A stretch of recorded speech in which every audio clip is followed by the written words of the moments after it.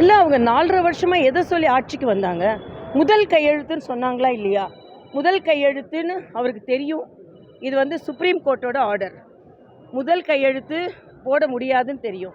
அப்போ முதல் கையெழுத்துன்னு சொன்னாங்க, அது தவறு.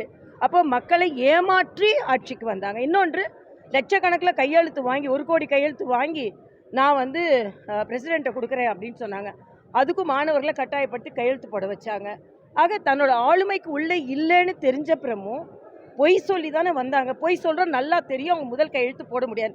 அப்போ முதல் கையெழுத்து போட முடியாதுன்னு சொல்லி இன்றைக்கி ஆட்சியோட கடைசி நேரத்தில் வரும்பொழுது, கடைசி கையெழுத்தும் போட்டு கொண்டு இருக்கிற நேரத்தில் இது கடைசி கையெழுத்தாக இருக்கும், அவ்வளவுதான்.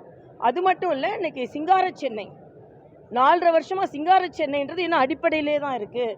சிங்கார சென்னை முழுமையாக எந்த பணி நிறைவடையவில்லை. அதனால் எல்லாமே இன்கம்ப்ளீட். அவங்க ஆட்சியை கம்ப்ளீட் பண்ண போகிறாங்க, ஆனால் எல்லா திட்டமும் இன்கம்ப்ளீட்டாக இருக்குது. அதுதான் இன்றைக்கியோட நிலைமை.